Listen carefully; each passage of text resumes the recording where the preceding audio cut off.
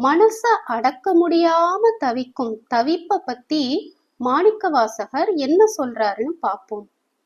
மனுஷனோட மனசு பொல்லாதது அப்படின்னு சொல்லுவாங்க.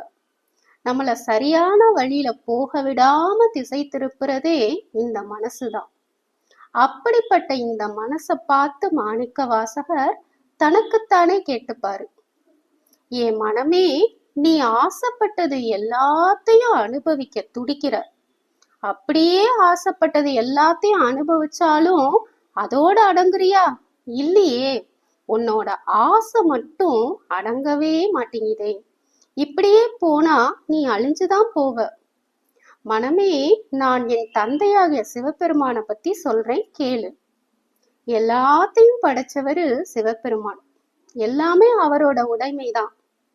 நாயை போன்ற அடிமையாகிய நானும் அவனோட உடைமைதான். இறைவன் கிட்ட என்னையே நான் வித்துட்டேன், அதாவது சரணடைஞ்சிட்டேன். என்னை ஆளுறதுக்கான முழு அதிகாரமும் அவனுக்குத்தான் இருக்கு. அப்படிப்பட்ட அவனோட நறுமணம் மிக்க திருவடிகளை வணங்குறத விட்டுட்டு அற்ப சுகங்களை இப்படி அனுபவிச்சிட்டு இருக்கியே. ஒன்னு சொல்லி குத்தம் இல்ல. ஏன்னா உன்கிட்ட அதுக்கேத்த சிற்றறிவு தான் இருக்கு. அந்த சிற்றறிவு தான் நீ அனுபவிச்ச உலக சுகங்களை பத்தி பெருமையா பேச வைக்குது. ஆனா மாயையில சிக்கி மயக்கத்துல நீ அனுபவிச்ச எல்லாமே மாயமாதானே மறைஞ்சு போகுது. யோசிச்சு பாரு.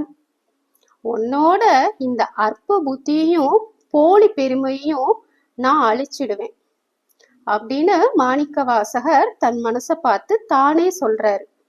மாணிக்கவாசகர் இந்த பாடல் மூலமா என்ன சொல்ல வராரு அப்படின்னா, புலன் வழியா வர்ற இன்பம் எல்லாமே சிற்று இன்பம் தான். அது அனுபவிக்கிற வரைக்கும் இன்பம் கொடுக்கும், கொஞ்ச நேரத்துல மாயமா மறைஞ்சு போயிடும். ஏன்னா அது நிலையில்லாத இன்பம்.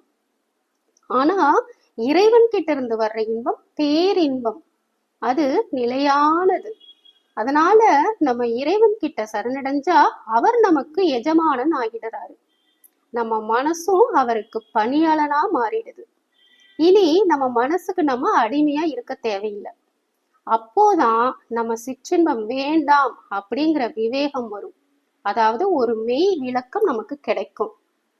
அதனால நம்ம ஆத்மாவும் தூய்மையாகும்.